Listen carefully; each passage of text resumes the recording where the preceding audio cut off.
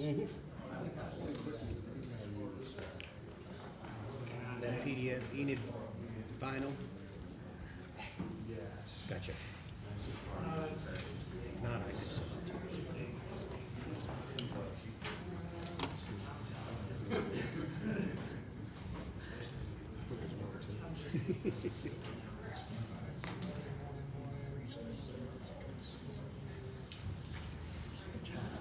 July 15th, That's it. That's the PowerPoint though. yeah, he can convert it to whatever he's. Okay, yeah, the PowerPoint's fine. July 15th. I'd rather have the presentation. Hold on. The PowerPoint Let me works. get Okay. Gerald Hall. Okay. That one may not have the, Okay, yeah, I'd rather have the PowerPoint. that one may not have the designs on You it. got the PowerPoint, so it's going to show it. Okay. He's first. I'm gonna go sit down. I think he's got it.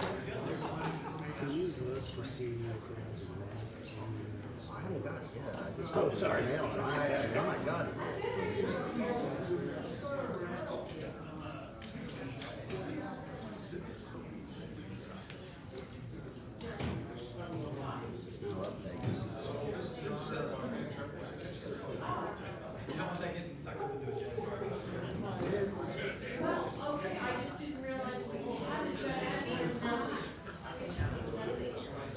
No update.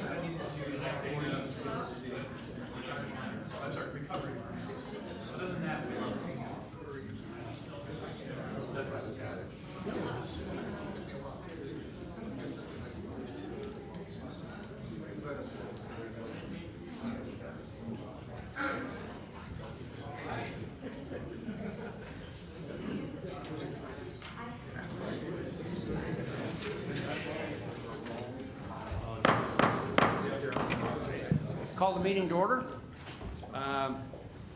Start with roll call. Commissioner Allen? Present. Commissioner Norwood? Here. Commissioner Commissioner Siragusa? Here. Commissioner Roberts? Here. Commissioner Stallings? Here. Commissioner Orr? Here. Mayor Pinkinen? Here. Okay, thank you. Item number 2, at the Commissioner's request, discuss any item concern on the rescheduled regular session agenda.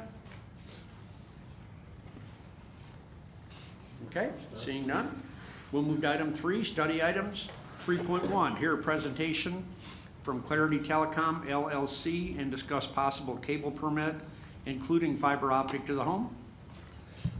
Yeah, hey, and Mayor, I want to do an introduction. Desi, you want to come on up? Desi Stoops is, works for, heck, you'll have to tell them about the names, Clarity, So Vast, Clarity Blue Peak. Telecom is our parent company, and we are our brand is Blue Peak. But Fiber. let me just kick off. Blue Peak is what they're branded as, and what they do is fiber to the home. And they're interested in doing that in Enid, Oklahoma, and some other communities in the state of Oklahoma, but what we're interested in is Enid. And so he's here to talk about it. There's a slideshow he's going to go through. I'd love to answer your questions. And I know that the legal team for Clarity, Vast, Blue Leaf has been working with Carol, and Carol has a draft franchise agreement that's also on the agenda. So we're very excited because there's hardly a week that goes by that I don't get some complaints about the current provider. So I'm guessing you do as well. This was a particularly busy week for me on that note. I think I got about 6 complaints because I had, and actually one from a commissioner and one from another commissioner from a constituent. So, and then 4 just from constituents. So tell us what you can do for us and help solve our problem. Sure. Mr. Gilbert, Mayor, City Council, appreciate your time this evening. My name is Desi Stoops. I grew up in Perry. I graduated from there in '89 and went to Oklahoma State and finished there in '93. And I've been in telecom for 30 years. I used to work for the Williams companies, Level 3, a number of places. I think they're trying to find the slideshow for us. I'm currently with a firm, Blue Peak. It's the corporate holding is Clarity. We're owned by a private equity firm, GI Partners, based out of New York City. We currently operate a cable TV and internet franchise in, oh, thanks so much. We've been working with Carol so many times. In South Dakota and Minnesota. We have about 60,000 customers. However, when GI Partners purchased that particular property, they asked us to expand. That acquisition took place on February 1st, and we've been in expansion mode ever since. We have over $1 billion in capital. We currently have earmarked for $400 million in expansion. We have franchise agreements expanding. I was actually in Cheyenne, Wyoming yesterday for Frontier Days this past weekend. I don't know if you're familiar with that, but we're a sponsor there because we're building out Cheyenne, Sheridan, Casper. As soon as this call is done, I'm going to jump on the Zoom meeting for Laramie, Wyoming, where we'll be getting franchise approval there. Last night, we got franchise approval to operate cable TV and fiber to the home in Perry, over there in my hometown. And then tomorrow, I'm in Stillwater and Bartlesville on Thursday. Essentially, what we would like to do, and in your consideration, we would like to come in and compete directly against Suddenlink. We would like to invest between $20 and $30 million in the city with fiber to every home, to every business within the city limits. When we find the deck, I believe that you'll be able to see our build-out plans. I don't know if you've noticed that just this week and last, we have already had our construction firm and engineering group starting to do some walkouts and surveying within the city. That's Mears Construction and it's HBK Engineering, in advance of what we believe will be a very successful opportunity here in Enid. And once that's done, obviously our builds up in the north, ground freezes October, November timeframe.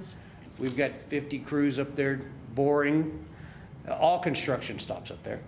And last week I was in Guthrie and Lawton, and we're actively pursuing all of the southern markets here in northern Oklahoma.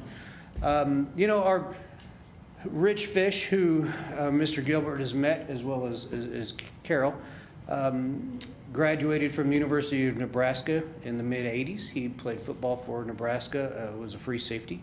And he grew up in a small town like Perry, Superior, Nebraska.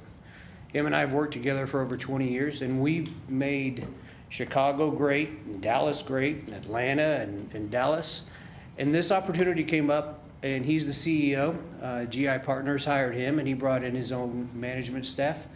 And he said, you know what, it's time for us to actually start helping the places where we grew up, the areas that have been overlooked, and that is our direction. I actually was talking to Bryce Kennedy, who is an attorney. I think many of you may know Bryce. Blackwell is reaching out to us. We're having conversations with Ponca City. So this is kind of at heart for me, to be able to come in with an organization that has the kind of capital that enables us to help communities just like Enid. And I'd like to walk through the deck, but let me just start flipping through it and see. I think the city council will probably had it in the, in your packet. Okay, So, they can follow along. okay, good. It's not the best, but I'll give you guys a couple of minutes or a few minutes to pull it up. and anyone who has an iPhone can probably follow along as well. Okay. So as we were talking, the whole introduction about what we are, what we're doing, the places that we're doing it in, the next step is to think about how does that impact citizens of Enid, the constituents that elected each of you to help drive the city forward. And one of the things that I think, some highlights, having been in this industry for so long, I don't believe there's truly a city in Oklahoma with complete fiber to the home. Oh, awesome. Is that on or off switch? Yes, it's on now. There you go, Desi. Okay, no. So I think we covered GI Partners, corporate holding private equity firm based out of New York City. What we're doing, South Dakota, Minnesota is where we're currently at with 60,000 plus customers. I mentioned franchise agreements that we currently have in place that we're expanding to. I'll read them off to you: Cheyenne, Wyoming; Sheridan, Wyoming; Casper, Laramie; Helena, Montana; Grand Forks; Vermillion, South Dakota; Perry. Those are all approvals, and we have construction crew and engineering organizations working in each of those markets. Perry will probably start in 3-4 weeks. Conversations and pursuing Lawton, Guthrie, Bartlesville, Blackwell, like we said, Durant, Shawnee, Muskogee, Seminole, Wichita Falls, Sherman in the Texas market. Sure, Texas has one statewide franchise for cable TV, and so it's one franchise, and we're able to construct in every location, just with permitting and each from each municipality. This is a little bit about where we're at. Fiber to the home. You know, I get a lot of questions about how does this impact? What does this mean to the citizens? True fiber to the home. Typically a coax, I don't know how familiar you are with telecom, coax, 45 meg. It's when a true DS3. You may be able to purchase higher speeds, but if that's the only highway that comes in to your house, it doesn't matter what you buy. You may get a higher upload or download speed at times, but it's physics. Coax copper, there's studies that you could get, up to a gig, but typically it's, 45, 100 meg tops. True fiber to the home, our minimum offering that we'll advertise within all of our markets, especially Enid, will be 500 meg. And that's mirrored, synchronous, true upload, download speed. So 500 up, 500 down.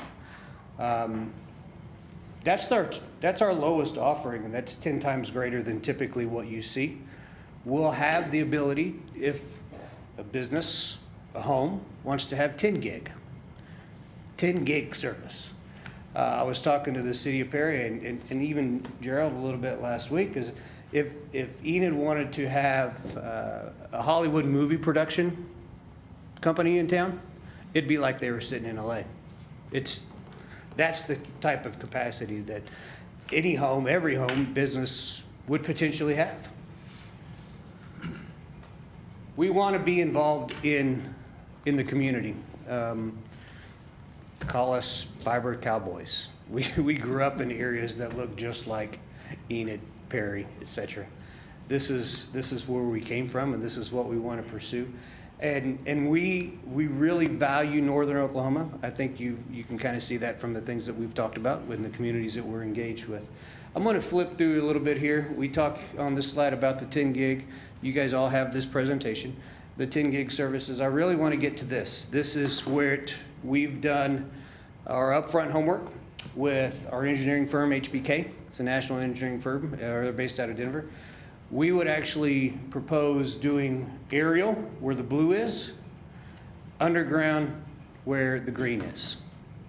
We would work with OG&E to get pole attachment agreements. And as quick as they allow us to go, we'll go. Knowing that that's likely a little bit longer process, once we get this approved and the walkouts are done, the surveying is done, we'll start submitting after your consideration and potentially approval of our franchise agreement. We would start submitting applications, permitting applications to start doing underground construction immediately. We anticipate that we could have crews here as early as October, if not sooner than that. Once the walkout, if we look southwest Enid, a lot of that green area, if they get that walkout completed in that particular neighborhood, they'll come back to our engineering group. We'll do secondary designs. We'll start submitting permits for that area. And then we move to the next area and the next area.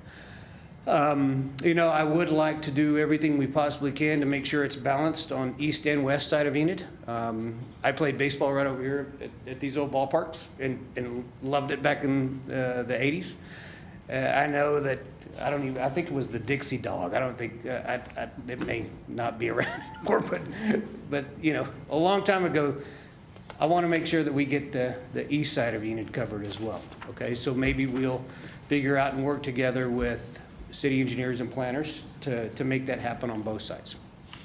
135 miles of fiber, 98, or 135 aerial, 98 underground, roughly 17,000 homes and businesses passed. That doesn't include multi-unit dwellings, MDUs, apartments. But, 17,000 homes and businesses is what we expect to pursue. We move forward here with, once this all starts, we have a timeline. We will actually have crews in the market with 1-800 numbers, signs. We'll provide that to Gerald in the city, so anything that happens, any resident, any citizen that has an issue or concern about what we're doing, they'll have an 800 number that the city can forward over to us. We'll send out a mailer 90 days prior to construction, which, could potentially be pretty quick. We'll follow up with a 60-day mailer, 30-day door tags the week of. They'll actually put door tags when the crew is doing the construction. We'll be highly visible, and we'll follow all of the road permits, et cetera, that need to take place here. Okay? That's this slide. I skipped one in advance, but you see all of the timeline for notification of residents, et cetera. And then we finish up the deck with just a little bit about who we are. There's Rich Fish, Mike Harry, our COO. He's actually going to be in town tomorrow. He'll be flying into Enid and then flying over to Stillwater. And tomorrow morning he'll be here, and we're looking at properties. We'll have a retail front here. We'll have a technician space here. We're looking at properties in downtown, around the square. Tom Andrew, fraternity brother of mine, Andrew Real Estate here in town, was kind enough to set up some meetings tomorrow with Mike Harry and a lot of the property owners, and they'll be looking at properties and making a decision which one we want to pursue. All, contingent upon, how things go. But we are actively moving forward with being a presence in this community, having a storefront. Technicians, sales organizations be actively engaged in any sponsorships and things that we're doing. We're actually going to sponsor the 16th Strip celebration over in Perry this coming September. So we're ready to be part of Enid. There's more of us, and then that's it from me. I'd be happy to answer any questions that any of you all had. What's the difference between the aerial and the underground? And if there is a difference, does the weather play?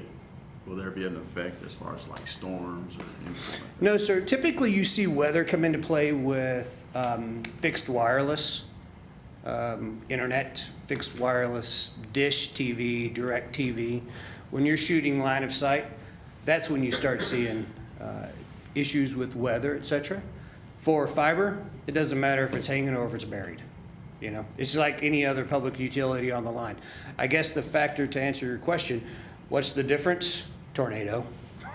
If a tornado takes out a bunch of power lines, then that particular section is going to be down, as opposed to underground. That's the only difference. There's no difference in quality or speed. Okay, and are you doing underground out west because it's more rural? No, sir, because there were no aerial poles there. Okay. We'll use aerial poles where it exists, and we'll do underground where it doesn't. And there will be some particular patches in Enid that we'll realize if OG&E comes back and says, you're going to have to replace 50 poles because this particular span is overpopulated, they'll charge us to do that. Then we'll do a quick study to say, you know what, maybe it's just better if we just board that. And then that's when we'll determine the path. But if there's a pole there, we typically try to pursue pole attachment agreements with either Perry owns their own poles, Stillwater owns their own poles. We're working with each of those municipalities to pursue that. Well, you just answered my other question because I was going to ask you. Gotcha. Will there be a conflict with Suddenlink or any other company? So if Suddenlink, so here's the thing. Each of these studies, the crews that are in town today, they're looking to determine if their poles need to be what's called make ready. If Suddenlink is in the comm space on that pole and OG&E determines that Suddenlink needs to move up or down, then Suddenlink will have to do some work and we'll have to pay them to do that. Or the Suddenlink could say, I don't want to move. And if they do that, then that's a negotiation between us, OG&E, and Suddenlink, because OG&E really will have to force them to do that. They can't just stay there forever. And I believe that, franchise agreement with Suddenlink is, if it's like Perry and Stillwater, they're expired. Suddenlink hasn't come to the table in either of those municipalities to try to improve. Suddenlink's, they're owned by Altice, which is in Paris, France. So, I don't know how much they care about northern Oklahoma, so. So if there's a conflict between the two companies, financially, will that affect the billing to the customer, or is that something that your company's gonna? No, at Take the end care of the of. day, if there's a delay, we'll likely take the span that would need to be make-ready and just bore it or come up with an alternative solution. So once we're on the pole and in the ground and behind the house or outside of the premise, then it's just a matter of whether that customer chooses to purchase from Blue Peak, cable TV and/or internet. And that's a choice that they make every day, whether it's Dish, DirecTV, or Suddenlink. We believe True Fiber is truly a game changer. I mean, 10 gig to every home and business in a community this size. I don't know of any community in Oklahoma that has that. So, I've heard you use the word bore, so do you trench and bore, or just bore? Do you use the Micro public boring. right-of-ways? We'll work with public right-of-ways. And so the line goes down there and then you chase it to each home or business? I have made sure that our Mears construction firm is using Ditch Witch trenchers to bore underground. We had that conversation in Perry. I actually think Suddenlink brought a Vermeer trencher. They didn't know. Or maybe it was AT&T, but one of them brought a Vermeer trencher. But no, it would be underground boring, micro boring. Yes, sir. So we're not tearing up streets. It'll tear up a patch of grass and we'll replace the sod, just like any other underground boring that takes place. Okay? I have a question. What's your best estimate of what it would take you to get to do a full build out or to get it operational? in Sure. a portion of the city? How would you do that? Do you Sure. just do a lobe of the city at a time, or do you? That's correct. So we've outlined to Ms. Lehman that we will be 90% done with what you're seeing up there within 3 years. We'll be 50% done within 2 years. Now, that doesn't mean that we all wait until it's all completed. If we get a section of green done on the east and a section of blue done on the west, those markets will actually go live within 2 weeks after the bore's done. That's why our COO is in town looking at real estate tomorrow to place our electronics and get sales individuals hired here, to get technicians hired here. We'll probably have a job fair here for technicians and sales individuals to work out of that office. Mackenzie Walsh, she's our vice president of sales. She'll be in town in September in this area to start doing all of those things that we're talking about. So we're building up, getting the real estate sales office technician space, all of that done in advance. Potentially start boring September, October, once we get things done here and permits, applied and approved. 30 days construction, and then a couple of weeks after that, if we've got a couple of neighborhoods done, they can go green. Our goal is, a conservative goal is to have at least 1,000 homes and businesses passed by the end of the year. So what we'd like to do, I think we can actually go faster than that. So, you don't do programming, you just do the fiber, or you just provide the. No, sir, we have cable programming.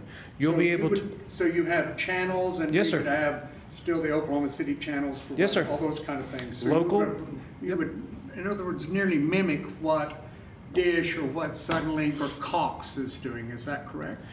we'll actually have a better offering for you, because I have DirecTV and there's 200 channels and I maybe watch 5. Our offering will be pick the ones that you like, pick the ones that you typically watch the most of, and it'll be catered for that. Your offering will be catered in a much smaller bundle, so you're not paying for channels that you just flip through every day. When Rich Fish, our CEO, was here a couple of weeks ago, I would love to be able to talk to you guys about rates. And I hope that you can respect that doing that in a public forum, with Suddenlink still around, would probably not the smartest decision for me. However, I will say that our direction is to provide twice the bandwidth for half the price. And we're very aware of what Suddenlink charges. We'd be dumb if we spent $25 million in Enid and price ourselves out of the market, right? That's business. So we're aware of what is available in this area, in this market. And again, it's twice the bandwidth, half the price is typical, and our cable TV offerings will be, I think Rich uses the term just, groundbreaking. It'll be surprising for your citizens. Yes, One sir. question, on your drops to the house, are you Yes, sir. planning on going subterranean or over? Either or. If it's aerial today, then we'll continue an aerial drop. If it's underground from the alley, then we'll do a micro trench into the house. Yes, sir. And we'll only do that once the customer elects to do that. One of the things that that excites me, simply because I grew up around here and I actually spent a lot of time in Enid as a kid, is that you can look at studies online, you can Google it yourself, Carnegie Mellon, Harvard, Yale. Fiber to the home will increase property value in Enid 3 to 5%. $175,000 home today, once we go buy it with fiber, $10,000 increase. Local municipalities don't collect that revenue, I get it, that's at a county level here in Oklahoma, but every other state, the local municipality gets it. But I will say that, ad valorem, things like that, it will help K-12 schools. And even one of the things, the librarian, bless her heart, over in Perry, she stopped me after a meeting 2 weeks ago at the Chamber Council meeting. She said, we filed for our 470 funds for E-rate with USAC, and the library is getting 300 megs for $1,800. $1,800 for 300 megs. We're talking 100 meg for $50. So the municipalities, schools, they'll have a choice. So. And last, for me, as far as connectivity, do you Yes, have to go inside the homes and connect in every room, or how? No, sir. How will that work? No, it'll be just like today. The home will have an internet connection into the house. Instead of a coax, 45 megs, just physics, right? You'll have fiber. That fiber will go to a router. That router will distribute the Wi-Fi internally throughout the house.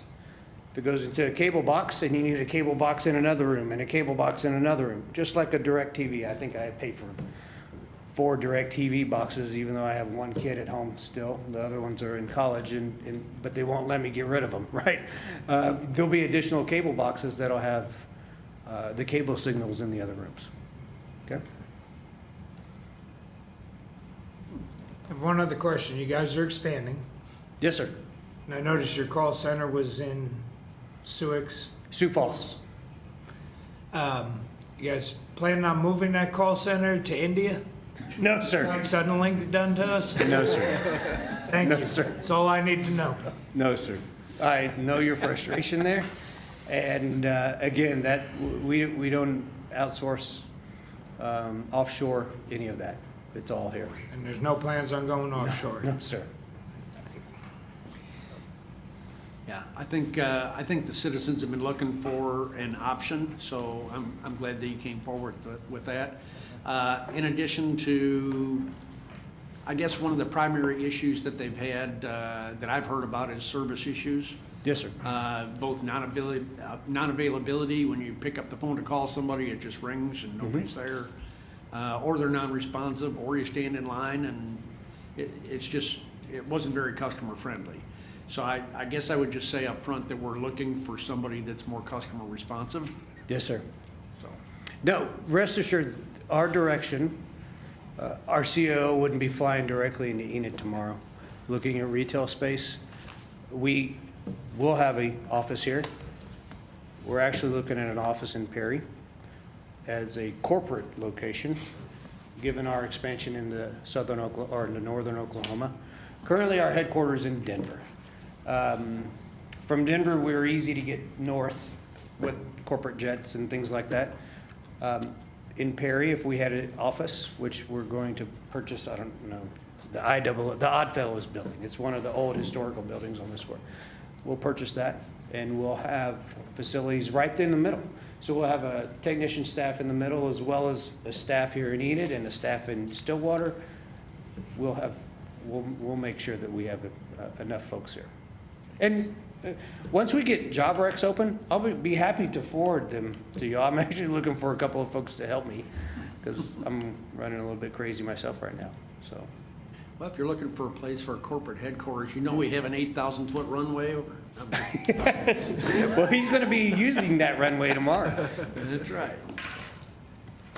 Okay. Mr. Mayor, if I could real quick, Yeah. I noticed that obviously you're well aware of the demand for bandwidth on Vance Air Force Base and the pilot Yep. training transformation and Yep. how online we are there. So I noticed that stops a couple miles north of Vance Air Force Base, so that'd be a discussion I'd love to have with you guys Okay. about if there's possibilities to bring that southward, because our demand for bandwidth will only increase from here going forward. So Yeah, both at the homes as well as, that's correct. Obviously, first I'm concerned about Yep. the base and the mission side of it, but Right. I know that our customers on Vance share the same frustrations that folks do downtown as well. So I'll make sure I give you my card, because we're Yeah. more than happy to, what you saw up there was our phase one. We're eager to expand. The thing with coming on Vase is vast. Blue Peak, we're not an EIS provider. However, we can be a sub. I ran the federal and states for Windstream, Windstream Communications for 5 years. And so since we're not an EIS vendor and approved of the 9, we'll work with someone else once we build and construct into Vance. We'd be happy to do that. And then we'll be the sub-agency providing the service, and it'll come under AT&T Level 3 Verizon. Okay? Thank you. okay. And your the non-uniform, I think we'll be able to pursue directly with you. I think uniform division is what's EIS certified. I think non-uniform will be able to assist. It gets a little bit complicated by privatized housing that we now have Yes. on federal land, but confident we can work through all that. Yep. Good. Yeah, I just wanted to say it's very exciting that you've come to us and are moving so fast. We actually are moving pretty fast too with you because of that. I don't know if you had a chance to look at the draft franchise agreement, but we'll likely be bringing that back to you at the next meeting for you to consider approval, because that's a piece that's needed. Right. And then certainly we've had a meeting with several city folks and engineering already to start working on required permit approval to make sure you have our standards for right-of-way work. Correct. And it is exciting. I know Perry approved the franchise agreement yesterday. Yesterday, they had their study session and then public hearing. And then the mayor said, okay, public hearing's over. Let's put it to a vote. Because they were going to do what you guys did. They were going to wait a couple of weeks, but they wanted to claim the first. But they had a discussion just like this and then moved it to a motion and approval in that same day. So. Well, it's also exciting. I know you're talking to Stillwater. I visited with Norm McNichol today, and they seem excited too, Yes, because sir. they also have Suddenlink. Yes, sir. And Guthrie, I talked to somebody in Guthrie today, Yeah. so I know you're talking to Guthrie. So. Yeah, yes, sir. It's an exciting time for us. Again, I grew up in this area, and I made a lot of money and built a lot of things in large markets. And to have the opportunity that GI Partners has provided us from a capital perspective, fiber won't go away. Once it's there, it's there. And it's the speed of light. There's no more signals through metal, coax. And and they don't believe in overbuilding Oklahoma City and Tulsa because you have private providers there. They want to work with municipalities in this area, so it's fantastic. Okay? Good. Thank you very much. You bet. Thank you.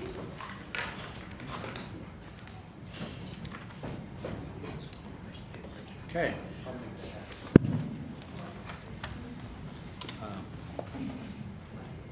Did we, how are we going to do this, or We'll bring that back next time. next time? Okay. All right. I want to make sure we're going by it. Okay, item 3.2, discuss the best practices handbook for governing. Could I, before you go on? Yeah. Can I ask a question about cable in general, or is that Sure. allowed at this? I believe you can. Where are we with Altice? I'll give you what my answer is, and Carol, you may have a better answer. We have visited with them for a long time. However, we haven't visited with them in a long time. We sent them many, it might have even been last year, a proposed franchise agreement. They have sent us something back, but the challenge with Suddenlink, quite frankly, is, in my opinion, a franchise agreement with them doesn't really, the only thing it helps the city with, in my understanding, is federal communication standards that you can apply for customer service. And I think we've already concluded customer service is what it is. But Carol, I'm sure I butchered, why don't you give them a better answer? They have met with us, but for the most part, they are not meeting with the other Suddenlink franchises that are expiring. So we decided to bring these people in, and maybe some competition would get them back at the table. Or, but they are paying us. And, everything is rocking along like it's always been, whether you like it or not, it's rocking along. I'm getting my bill, I'm paying it. But they wanted us to sign a standard, 45-page agreement, and we balked at that. We had some, we've got our own, and we drafted up a shorter one for the new group. I would anticipate that possibly this meeting might have them call us. But, but they're proceeding, and there really isn't anything what they have offered, they are not offering us anything to extend. They are not talking about making improvements. It would just be status quo, and so. They would not do fiber citywide. We've Right. had those discussions, and I understand Yeah. from their perspective why they wouldn't. They have a significant investment in their system, which includes fiber and coax and other stuff. One benefit of having the negotiations that we've had with them, they did and still do, as far as I know, have an office here. The problem is people can't solve any of the problems for the people down there. So that's the basic problem. And thankfully, that's not well, I guess it is kind of a city problem, but we can't. This is how we solve that problem, is competition. And I just want to note too, the franchise agreement we had with Suddenlink before it expired was a non-exclusive franchise Yeah. agreement, just like this one is. So it's expired. Yes, sir. It expired last April, I believe. Okay. And we can just continue operating with that agreement until somebody squeals? Well, they're still in our right of way, and so Yeah. we haven't asked them to leave. And it is, if you read the cable regs, there are issues, but they are doing it all over the state. Almost all of their franchise agreements are expired, and they're just, it's, I don't know why, but the cable regs have not been really revised in a long time. So it's just a awkward situation, but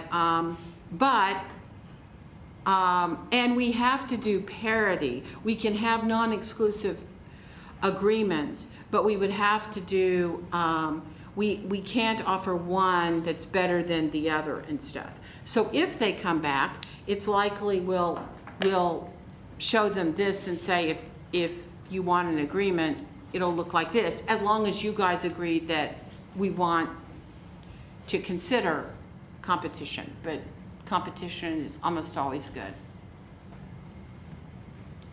That's all I had, thanks. Okay, anybody else? Okay. Item 3.2, discuss the best practices handbook for governing body officials. This is, I'll go ahead and kick it off. Carol did all the work on this thing. Thank you, Carol. We took, well, Carol can explain the process, but a lot of work was done to edit this to be helpful to the governing body as a guide. This is just a draft, so we're kind of at the point we would like to get your feedback. And you can I know you just got it in the last day or so. So what we would like to do is solicit feedback from you on that. And if you're okay with it, or if you want to make some changes, we're okay with that. But at some point, I would like to bring it back to you for approval, because I think it is a best practice. It also qualifies us with OMAG to continue to meet the hurdles that qualify for their a grant that they give out to communities that have done all these best practice things, like have handbooks for the governing body, take that stability test that you guys took about a month ago, and several other things. So anyway, we can talk about specifics. Carol, do you want to talk about any of the specifics or answer questions on it? Well, sure. Briefly, theirs was a lot longer, and it included all of the statutory forms of government. And our government does not follow any one of those statutory forms. So I just took all that out and put in what our form of government is, which is a hybrid city manager, civil service commission form of government. And but I left in a lot of their suggestions, duty of obedience, duty of uninterested representation. We had already covered rules for our meetings. So I just put that at the end and figured we just did them a couple months ago. So I didn't think we needed to go through that. I'm not, we have a lot of things that some of the small cities don't have. We have a purchasing manual, we have a employee handbook, that sort of thing. So I put in things that weren't in those sources. I know you haven't had a chance to look at it, and I've actually noticed that I've got some alphabet issues. I go from N to P without an O. So if you guys have a particular section you're concerned about, I tried as much as possible to make it positive language. The original was kind of had some suggestions that were, like, you all should not, you cannot run into burning buildings where people are killing themselves and want to take pictures. And I thought, okay, we don't need to put that in a manual. Let's get the tedious, ethics and stuff like that. No one is going to think that, I should be running in, or Gerald even should be running into a burning building where people are killing each other. So, for what it's worth, this is it. It's worth $10,000. So, I hope you guys like it.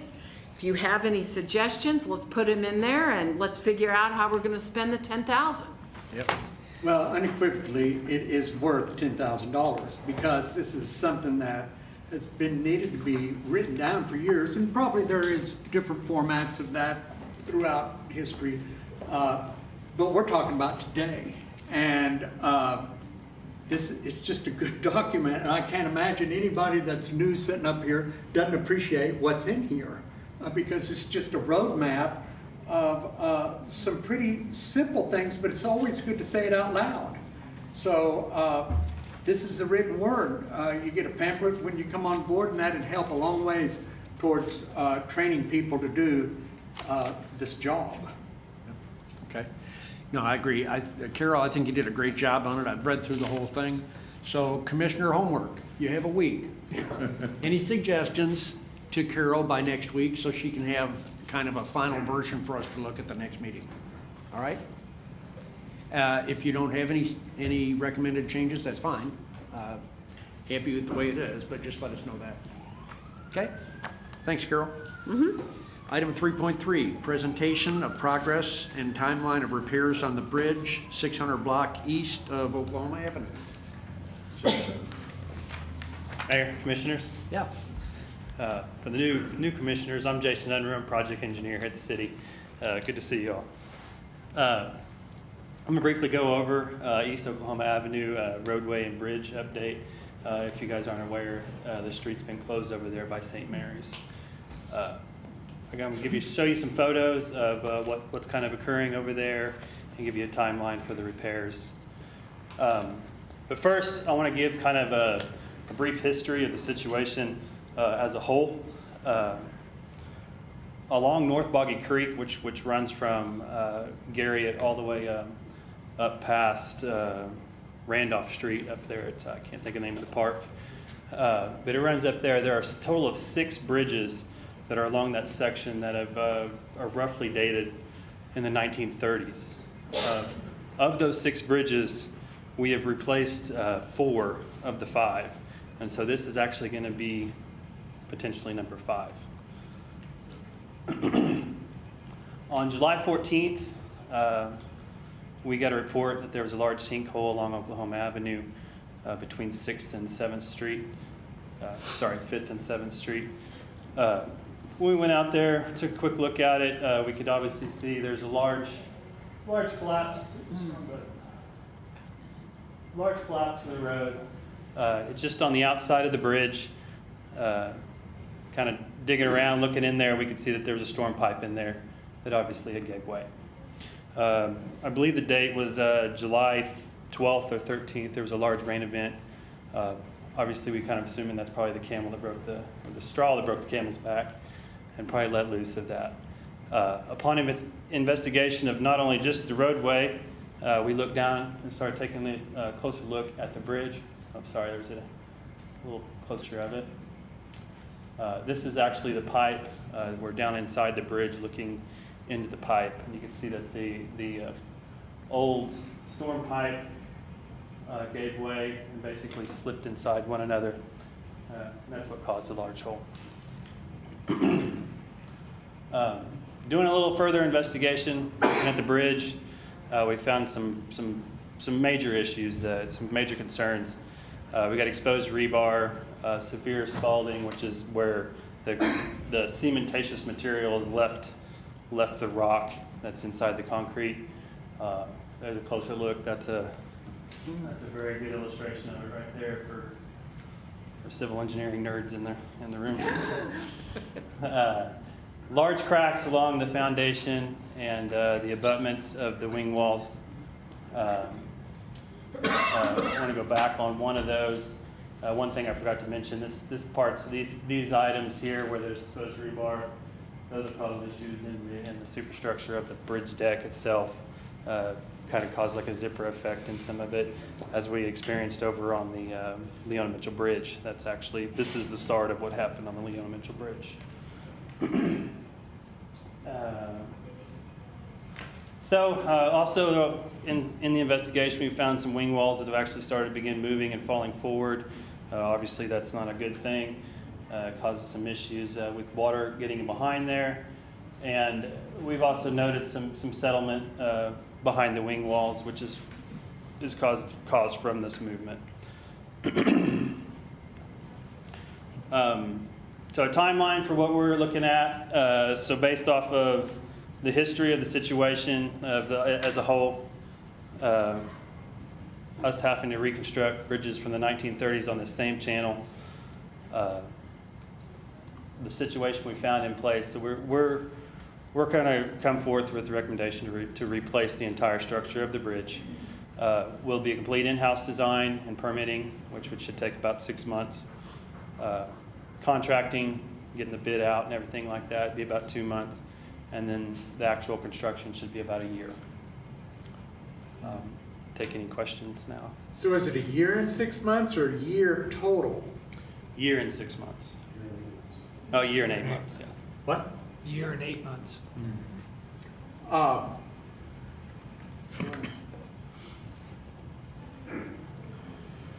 And so there's no traffic that's going on that now, No, sir. and there won't be for another year and 8 months. Yes, sir. Just looking at the overall situation, that's kind of what we feel like is the best for the citizens as far as safety. There's no easy way where this location of the collapse is to get vehicles around it. It's smack dab in the middle of it.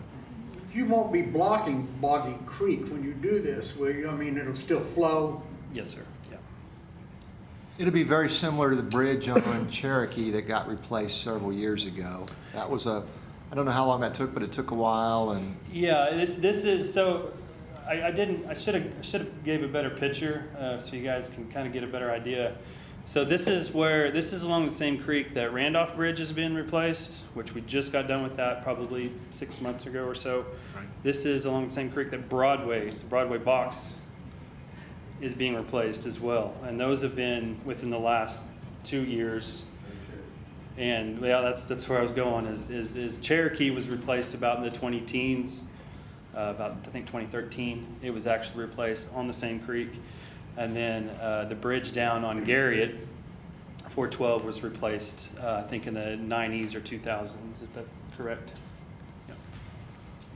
So they're showing their age very much. Who's responsible for, on 412, same thing, Boggy Creek.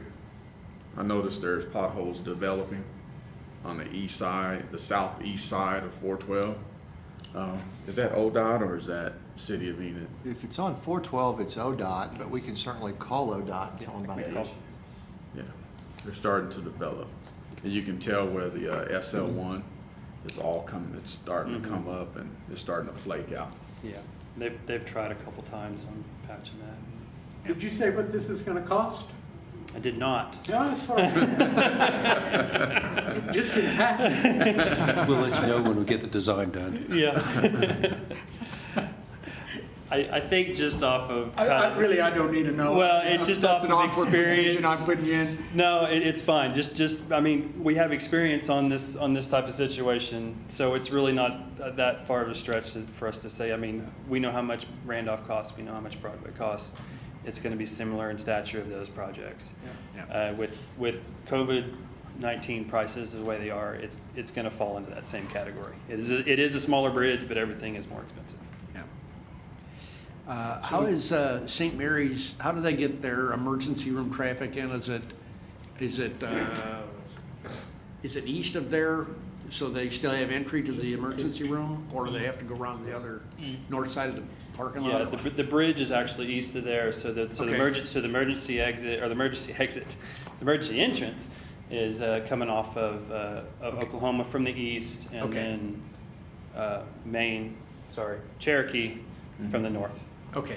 So that was one of the first people that we got in touch with when while we were out there.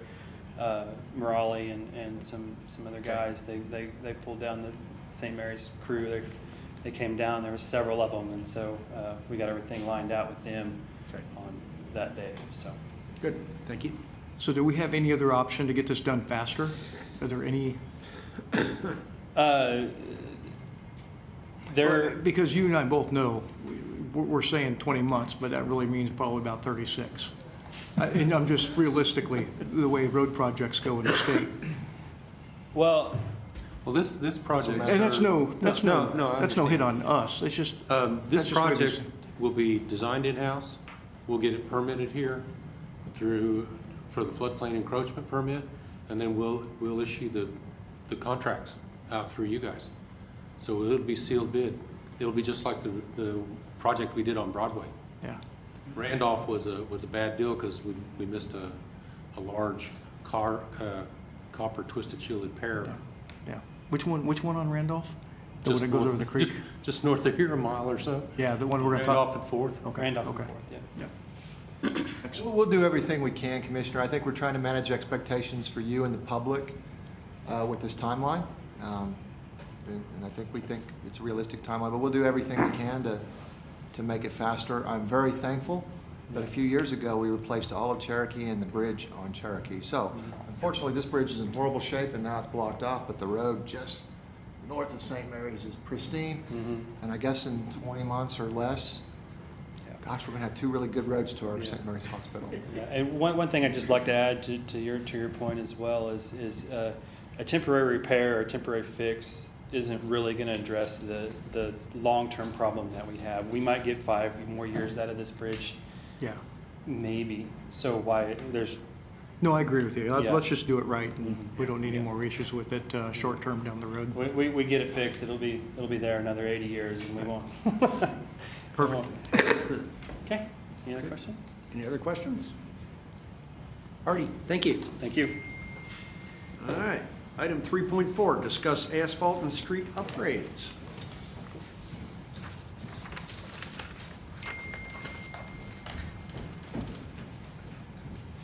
I'm going to go ahead and talk to you about asphalt and street upgrade stuff. And really what it is, it's an effort to show you some of the things that the Public Works Division is doing now. I'm very pleased with what they're doing. I hope you are too. I know that they've just recently completed some asphalt projects. Commissioner Roberts, I think two of them are in your ward. Commissioner Norwood, we have said for a long time they're coming to Southern Heights, and guess what? They're prepping in Southern Heights, so they're going to be there for a while, working on roads, and I know we've got some challenges in some other areas, including your ward, Commissioner War, and your ward, Commissioner, actually everybody's ward. So anyway, I want to show these. You hopefully got a chance to see it. Let me see. Okay, yeah. Kelly Drive, I think that's Ward 6. I think that is your ward. Yeah. Hey, that is a great example of our concrete repair program. That program, we spend $600,000 to $1 million a year on that program, but we get a lot of bang for the buck. Kelly Drive is a good street in most of the places. Obviously right here is not very good. So I think we got some shots of some, look at that. Isn't that beautiful? Yep. And Commissioner Norwood, what do you say about concrete? Is there 4 things? 4 things. It's going to crack? Change colors. They're going to change colors? Get hard, and no one can No steal one's it. going to steal it. Nobody's going to steal that street, and it's really, really nice. So, and actually, I think there's some constituents that I've heard from in that area that are very happy. So I hope you're getting some good phone calls on that. 900 East Oak, I don't know if we got the after picture done, but this one is tough because that was a fairly new street already, but it buckled. You can see what heat does to streets? Can you believe that? Yeah. Heat does that to streets. Anyway, so we had to replace that one. That one is complete now. I just don't think we got an after shot. We're showing you some painting that's gotten done recently on Randolph. And we're showing you a sign that got straightened there. A traffic light downtown. North Kennedy, I think this is the asphalt stuff. North Kennedy, I'm trying to think where, North Kennedy is in, is it 4? Yeah. So, gosh, Commissioner Roberts, wow, isn't this great? Kennedy, we did, if you're up in Kennedy from about Ash Street to, I don't know where it is north, there's a wonderful oasis in the desert there called Kennedy Street. It's a brand new concrete street that engineering got done, contracted out a few years ago, and we've gone out there in the public works crews on some of those bad asphalt roads that surrounding that, and here's an example of some of the work that's been done. The frontage road on Highway 81 had been complained about before to your predecessor, and I'm very proud that we did get that done. I've driven on it myself. It is a nice place when a police officer is not around to go out there and on a Saturday and anyway, it's a nice smooth road. We also paved it to 81 Ranch, so I think that's looking pretty good. Our YWCA, Courtney Striznick had mentioned to me the alley was pretty bad, so on our way getting over to Southern Heights, guess what we did? Our city employees, our Public Works Division, paved that alley. So I haven't had the pleasure of driving on that yet, but I bet you it's pretty nice. There's a shot of some pickleball courts, I believe, over on 9th Street in Government Springs. It's fantastic. I haven't played pickleball yet, but Commissioner Allen, I think you play pickleball, don't you?